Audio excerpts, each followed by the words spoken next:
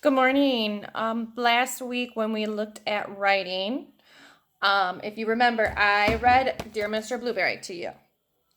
With Dear Mr. Blueberry, I wanted you to tell me about your book. Okay, if you remember, here was mine. It says, I think Dear Mr. Blueberry is a great book about imagination. Well, now we have this part, okay? Now I want us to take this a step further today. I've just been writing mine on the whiteboards. You may want to see if you have a piece of paper at home that you can write on so that you're not losing your work, okay? So I think Dear Mr. Blueberry is a great book about imagination. Well, why do I think that?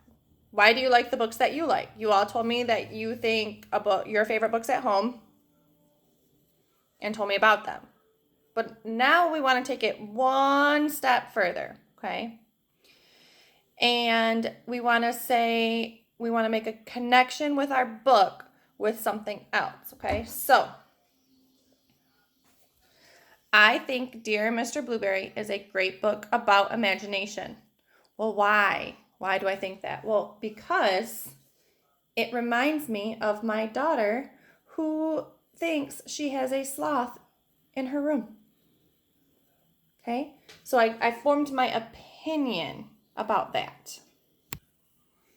Okay, so did you see how I thought about my feelings or my opinion? And then I thought about a reason why I felt that way.